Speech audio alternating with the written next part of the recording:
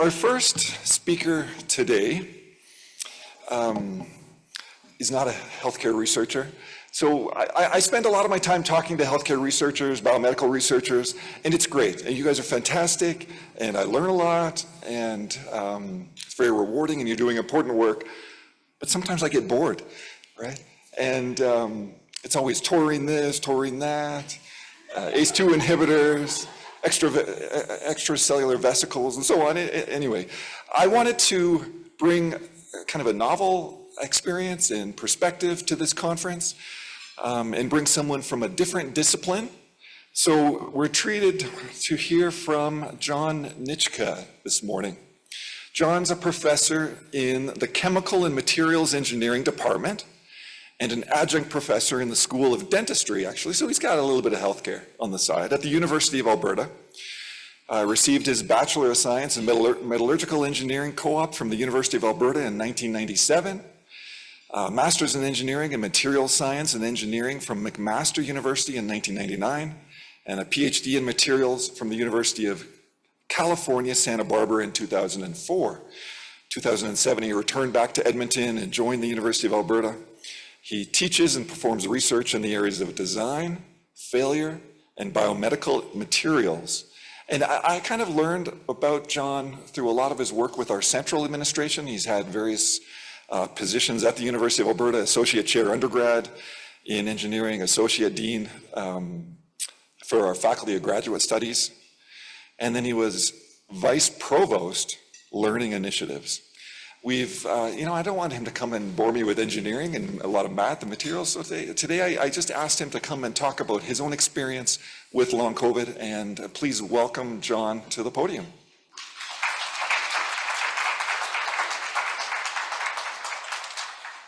Thank you very much. It's a pleasure to be here and to have been invited. And there's only one graph in my presentation. You'll be happy to know. So in reflecting upon what I wanted to share with you today, I thought I would try to model some vulnerability and also tell you my story about all my ranges of emotions and what's been going on. And I'm sure a lot of the patients and people with long COVID can identify with a lot of what I'll be saying. But it's kind of a game of chance having long COVID, hence the dice on here. And what I'd like to share with you is my long COVID story, and this is from my journal that I started journaling in eventually when I could write and think enough to actually write things down. And it all kind of started with one of those, which I'm sure we're all kind of familiar with. So I also just wanted to share some perspective. I'm standing here because I didn't die from COVID. I'm really thankful for that. But at the same time, many did and many still are. As much as we'd like it to be over, it's not. And so one of the things I think is very important we continue to talk about, which I think has been swept under the rug, is all the trauma we've all endured, and we're not really dealing with it. And being an educator and trying to teach during COVID, I had to learn about trauma-informed pedagogies and reaching people and all the challenges that have gone on with that, and I think that's still around. So I thought it'd be appropriate to take a moment of remembrance for all the people that didn't make it, and a moment for those who worked tirelessly to prevent all the deaths from COVID and still are. So let's just take a moment and think about that.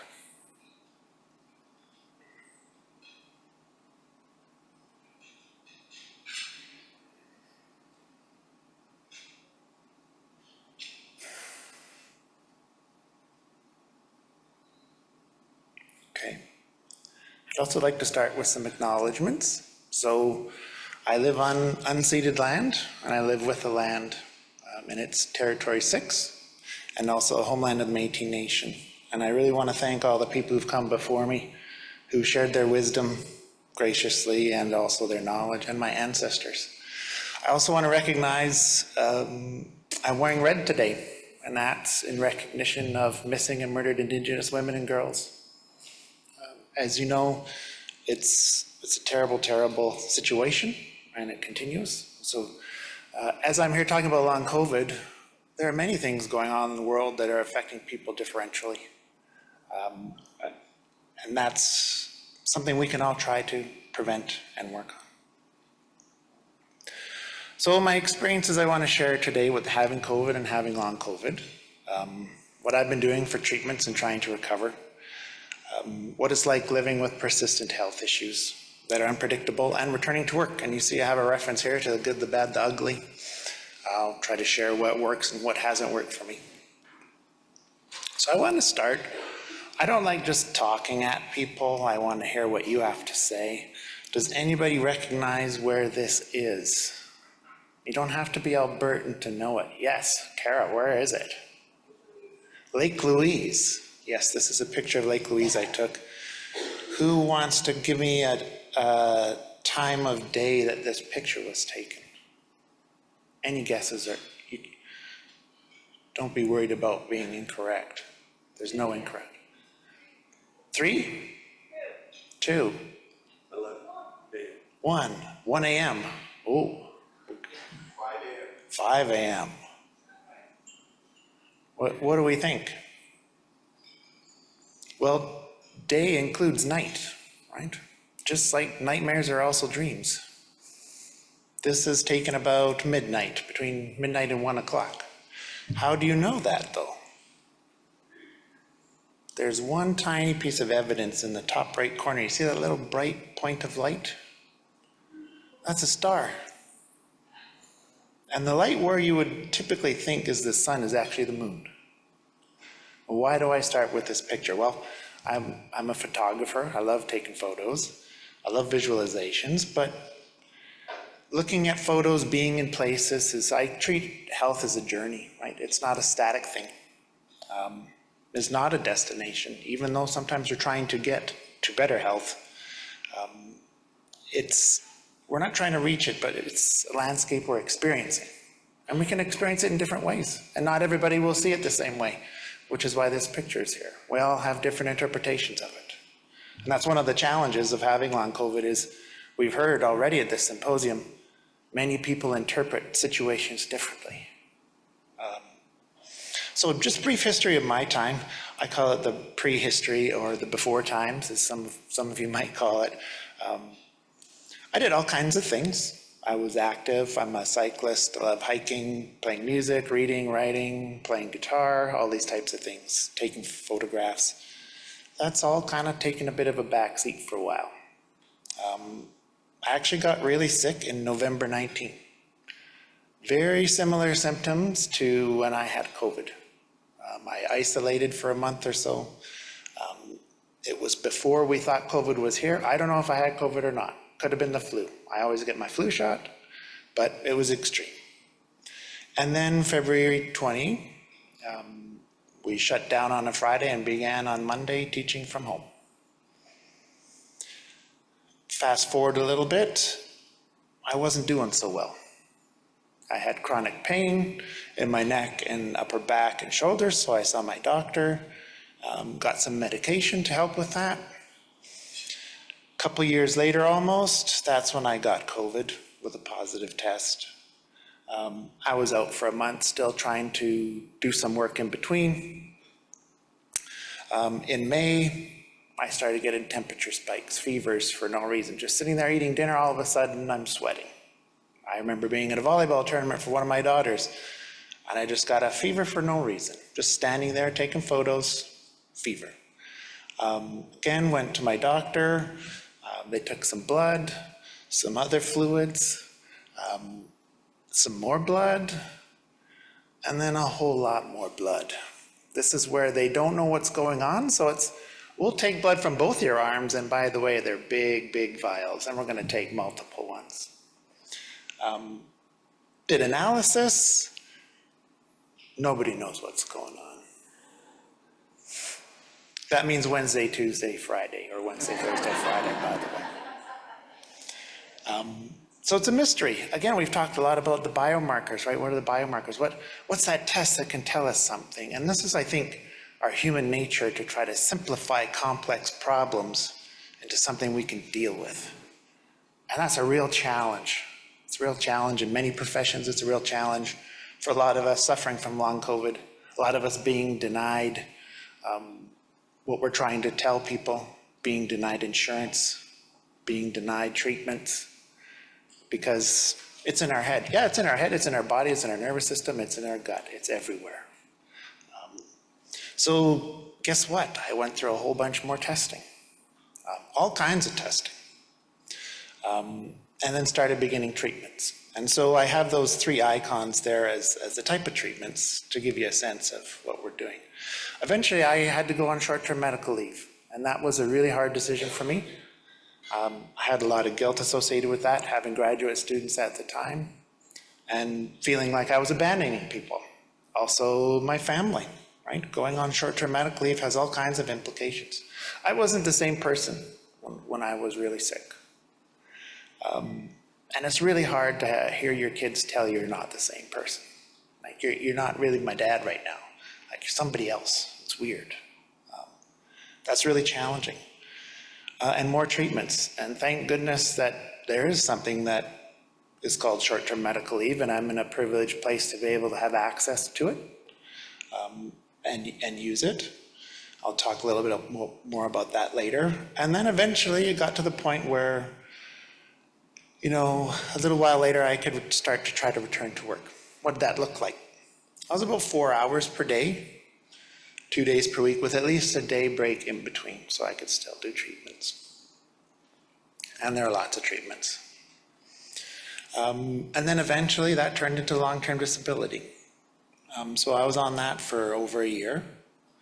And it's a roller coaster, as life is in general with long COVID. And again, more treatments. You see a theme here? Treatment, treatment, treatment. Well, what kind of treatments? But first, let's talk about symptoms. And so, being a photographer, I'm going to show you some pictures of myself. It's not because I want you to see me in all these states. It's to give you the real experience. This is where I isolated when I had COVID. Did I have symptoms? Yep, I had symptoms. I had all kinds.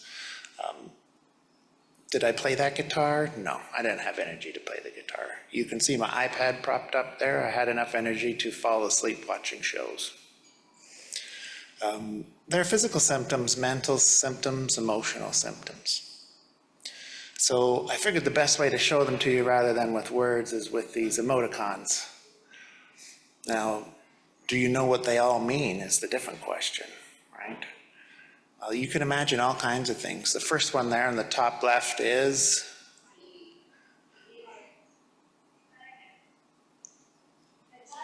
fatigue. Yeah, absolutely. The second one, emotional pain. Yeah, shock, headache, fever, feeling like you're not going to make it to tomorrow, depression, anxiety, sadness, dizziness, just not feeling good, thumbs down, anguish, anxiety, all kinds of things. The big ones that I wanted to share with you are what I've heard here as well, not being heard, feeling unheard, the loneliness aspect, the helplessness, the guilt, right? Having a family. My wife is also full-time employment. Thank goodness, because it would be really tough otherwise. All the stress, the anxiousness, being afraid, being depressed. And you can have all those at the same time, it turns out, and more. And it goes in cycles. Fatigue. Fatigue is a big one, and it's not just the physical fatigue, that feeling where your body is just so heavy and you can barely lift your arms. You can't get out of bed. I like this image because it's like, you know you're drowning, but you can't do anything about it. You can't get out of the water. The worst part is you don't know when it's going to happen or for how long. A little bit more on fatigue. So before I went on leave, I was working, and where you saw me in that little bed is in my office, right next to my desk. So I would be in my desk for an hour, in my bed for an hour, my desk for an hour, my bed for an hour. It's a 1-to-1 ratio, basically, to try to get through, to try to keep pushing, because that's what you do in academia, right? You just keep pushing. It doesn't matter. It's output-based results. It doesn't matter how much you put in, it's only what comes out. That's the pressure I'm under, and I'm sure a lot of people are. When I was on medical leave, it was a little bit more time in bed than sitting on the couch or in a chair, having a cup of coffee or a cup of tea. And these are some shots of me sleeping. You can see sometimes you stuff Kleenex up your nose because it's really annoying and you don't want it to get all over everything, but you still do it. This is how I lived for a long time, sitting in a chair, looking out the window, being in my living room. I never was a big coffee drinker, but I found that coffee actually helped me when I had long COVID. You can see a little bottle in the bottom right corner there. That's some athletic greens mixed with orange juice and some raw salts, which I learned from my occupational therapist. It's called an adrenal cocktail. And that's one of the things that helped me with some of my dizziness. And then I had to change up my diet. I did a lot of research, which took me a long time when I could actually start reading again to figure out what kind of food should I be eating as medicine, as we've heard before. So a lot more anti-inflammatory foods and very different types of habits. And I loved staying in my pajamas wearing slippers. There are many, many pajama days on medical leave. I also suffer from complex pain, right? So tension headaches, it's easier to describe to people where the pain isn't than where the pain is. So I usually don't get pain here. That's about it. All kinds of weird things happen. I don't know why. Some days are good, some days are bad. You just try what you can. Energy is a big one, and so I have to credit my occupational therapist for giving me the best analogy I've heard of with regard to energy and COVID and long COVID, and that is a battery. So I was doing some research about how much energy does a person actually use in one day. And so this is a car battery. On average, if you're not really that active, a single person uses about the equivalent energy of 5 car batteries per day. It seems like a lot, right? It's because it is. What did I learn about energy? I'm a much smaller battery and I don't have as much energy. I'm not 5 car batteries. I don't have that capacity. That doesn't even include storage, by the way. That's just used energy throughout the day. That has nothing to do with stored capacity. So I'm more like this some days, like a tiny little battery. The other important part is I don't know how much less energy I'm going to have. And that's a problem. I don't know if anybody knows. If I don't know, who knows? It could be a coin sale, right? Which is not a lot of energy at all. I don't know how quickly energy is going to be consumed. But I can tell you the difference between different types of activity. So physical activity, even though it would seem like it would take more energy, it actually usually takes a little bit less energy out of me. Not that it doesn't take energy out of me. I could walk up a hill and be in bed for 3 days after. But the cognitive aspects of using energy really drain me much quickly. It could be a half-hour meeting with somebody and I'm done for the day and the next day. And so that's a really, really big challenge when you're a knowledge worker like me, right? My body basically carries my brain around. That's how I treat it sometimes, right? That's what I do. I'm a knowledge worker. I think about stuff. That's my job. So that's pretty terrifying when you can't think and you can't read and you can't comprehend things and you can't actually think about things in logical ways, which is the way I typically think in my job. And the other challenge is once you deplete that energy reserve, it's really hard to get it to charge back up again. And it takes longer. So imagine your car. You go to get in your car because you're in a hurry to get to work. You go to turn it on. Oh, it doesn't have any energy today. Or you can think about it as your gas tank or your reserves in your electric car. Guess what? You no longer have a gauge for that. There's no longer a little fuel gauge telling you how much is left. There's no longer a little charge dial telling you, oh, you have this much range left. You have nothing. You have no information other than how you're feeling. That's what it's been like for me, at least. Brain fog, it's real, it's tough. I've lost words. People's names I've known for 20 years, I see them and I can't remember their name. And I used to pride myself on my memory, right? That's one of the things that I was really good at. And so that's a bit of an identity crisis now, right? I mentioned the trouble reading and the trouble thinking. Big challenges. So I think about my brain sometimes as now closed but always open-minded. At least that's what I'd like it to be. Treatments, all kinds of treatments. I mentioned treatments. I've tried acupuncture, physiotherapy, occupational therapy, massage therapy, cupping techniques, you name it. I've had multiple massage therapists, multiple chiropractors doing all kinds of different treatments. And it's really out of desperation. It's a word I heard a lot yesterday and it really resonated with me. I was desperate. I wouldn't have been the kind of guy who would have gone and gotten acupuncture before. Because of whatever beliefs I had, it didn't make sense once I started going to acupuncture because acupuncture has really worked out well for me. And I go to evidence-based practitioners. And I did my own little experiment because I'm an experimentalist and I went to all these different treatments, not telling any of the practitioners what any of the other practitioners have said, to see what they would all come up with. And for me, everything was bladder meridian. Everything came back bladder meridian. That might mean something to some of you, it might mean nothing to some of you. Basically, it means they treat my bladder meridian. That's what I know. And one thing I want to mention about benefits, health benefits. They ran out very rapidly when I was on short-term leave because I was going weekly, multiple treatments per week. And I have great benefits as a public employee at the university. So that tells you something. Great benefits, as I'll mention later, in a different light. Also started trying to do some reading about my condition, trying to do some research eventually.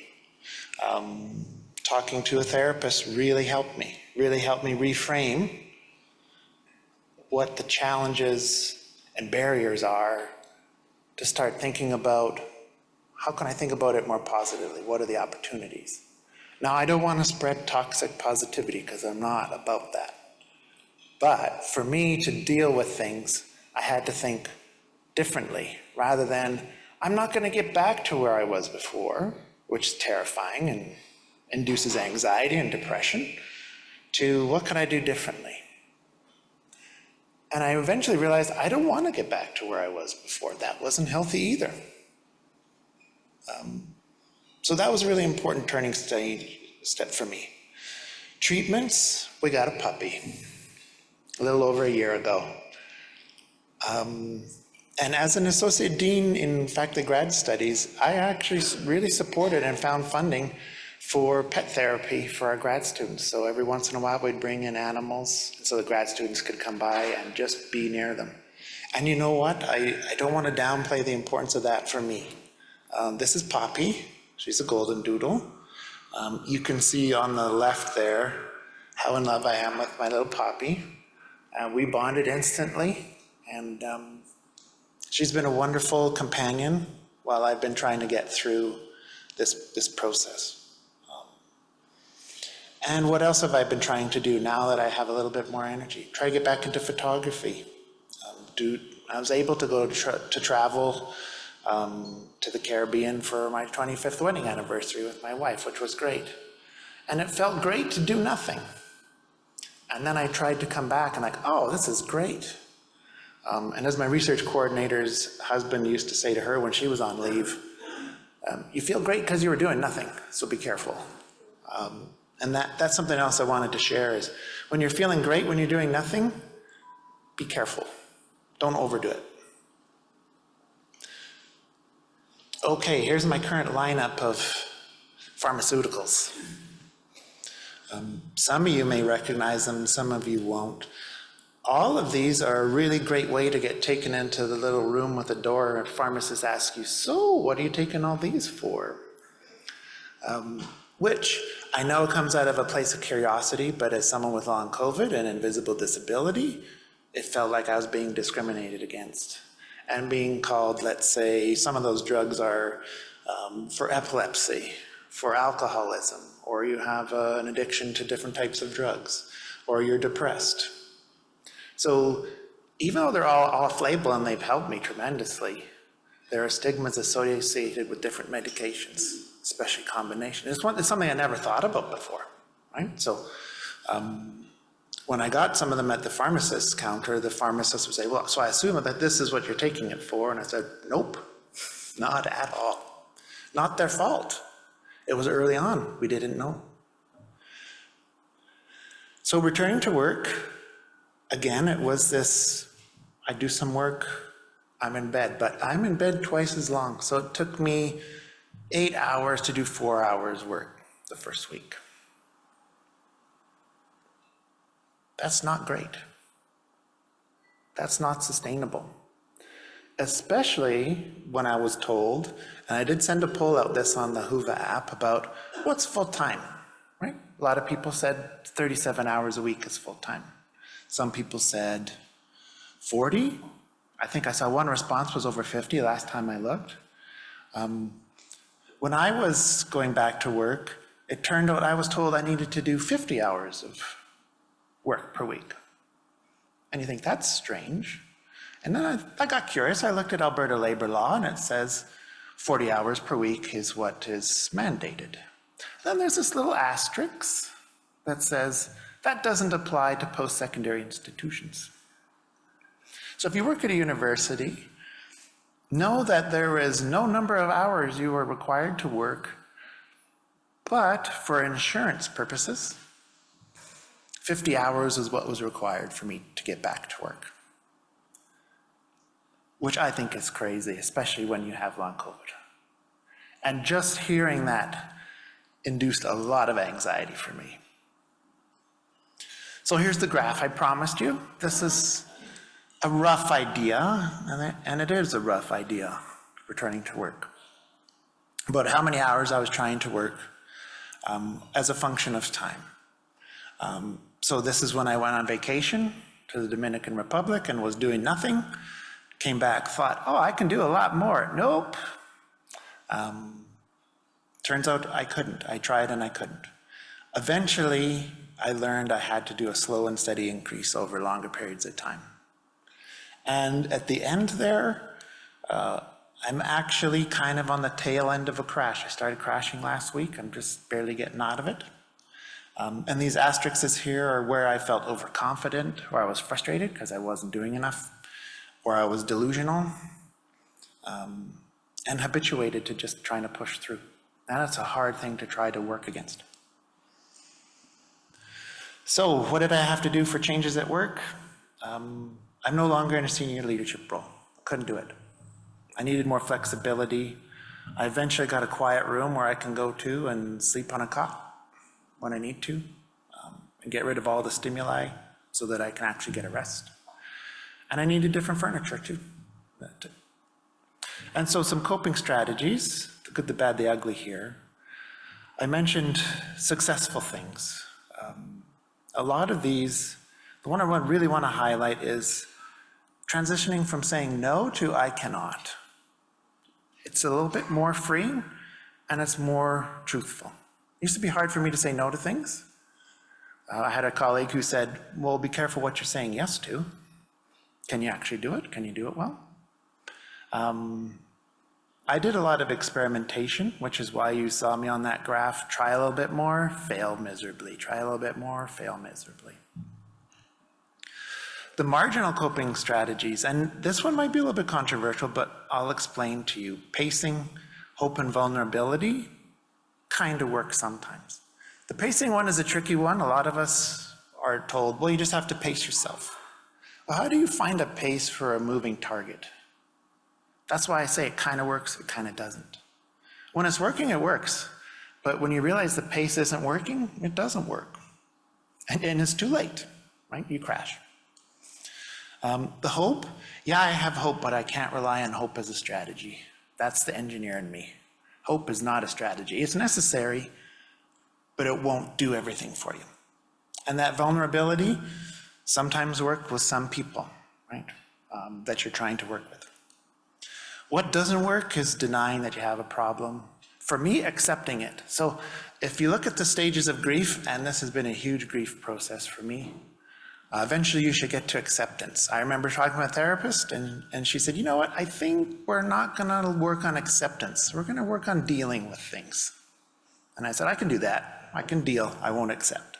Pushing through, ignoring things, not being your own self-advocate, and it's really hard to be your own self-advocate sometimes. And trying not to get back to normal. So just in summing up here, takeaway messages and ideas. You know, of course my story isn't the same for everybody here. There probably are some similarities. Long COVID is an invisible disability, and how can we educate the public? And I would say publics about this. Health benefits are designed for healthy people, is what I found out. How can we equitably support people? And equity means people need different things. It doesn't mean that everything has to be equal. What else did I learn? That when things are uncertain, we often turn to fear. And over time, that fear turns to anxiety and then depression. Treatments have helped me, but those feelings are still there. They're residual. I deal with them all the time. They're not gone. I just have coping strategies now. When you're talking with people, believe them and listen to them. And joking around about disabilities is very disrespectful and damaging, and it has long-lasting effects. So people telling you, oh, you have a quiet room, now you have a place to hide. That's not what I need to hear. Do I have the energy to explain to someone why I need that? No. This is the challenge. You're stuck. How do you get unstuck? And it's okay to ask people. They may or may not know what they need, but just the action of asking somebody lets you know that people care about you, and that's really important. People need to feel like they belong, right? And so just to sum up here, there are too many people to thank, but this is my healthcare team. It's a big, long list. And you'll see pluralizations in there, massage therapists, chiropractors. I've gone on a long journey to try to find the right complement of people to help me, family and friends, mentees, people who are cheering you on when times are tough. And so I'm just gonna wrap up with this. This is a picture in Canmore. Continuous improvement is better than delayed perfection. That's what I've been finding. And perfection is the enemy of the good, is what I would also say. But thank you very much for your time.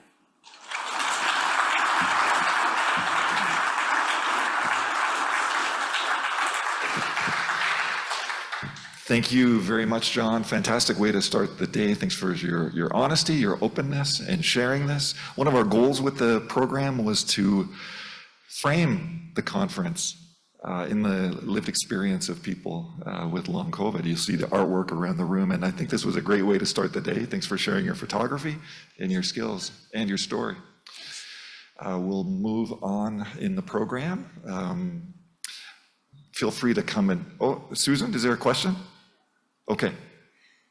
Yeah, thank you. I don't know if there's any questions from the audience, if we have time for that as well. Let's do one from online. Okay. So there are several questions in the Q&A that, John, you've already answered, so thank you very much for your responses there. I just encourage people to have a look. Some really useful information there. So the question that doesn't have a response yet is, how do you respond to negative affect or unhelpful comments from colleagues, such as about your pace, or to be accommodated, or make decisions to not take on new tasks? How do you respond? Yeah, it's a great question. I face it regularly. I would recommend people go and visit the Invisible Disability Project website. It's one of the places that I got directed to by my occupational therapist. There's a great card you can just hand people. So you don't actually have to be active at all. So you just say, here's why, and walk away. Sometimes that's all you can do. And so I'd recommend you check that out. There are a lot of people's stories about invisible disabilities and some great resources there that I found helpful. Because what I think we tend to do is think we have to explain ourselves every time. We don't have energy for that. We just don't. So this idea of handing someone a card and walking away is a little different. It'll shake things up a little bit. That's a good thing, in my opinion, right? It's a form of education, right? Thank you. And Lorraine. Thank you. You're articulate, you're clear, you're humble, and your images communicate and add power to your words. I was pretty much in tears hearing about your long-term disability coverage. My computer connection wasn't good enough to quickly find out what percentage of Canadians don't have long-term disability, but I do know the vast majority of companies in Canada have less than 10 workers, so are very much unlikely to be able to spend the money to have that coverage. So I'm envious, and I know your coverage wasn't perfect, but I can only afford what the public health care system provides, and I don't know, hands up here among the patients, how many of you are in the same boat that you can only access what the public system offers? Maybe I'm alone here. No, Yeah. Okay, because that's a huge dilemma. And I am thrilled that you found something that is working for you, as imperfect reality is. And I loved your Mark Twain quote, thank you, but it was hard to hear about all the resources you had at your disposal. I have tried for 4.5 years to get a respiratory therapist and still can't. So, and I'm not alone. I'm just an example, not trying to make a poor me out of this, but thank you. Keep speaking, keep showing your images as your energy permits, because you're a powerful communicator, and I thank you so much for coming today. thank you, Lorraine. Thank you, Lorraine, and thank you, John.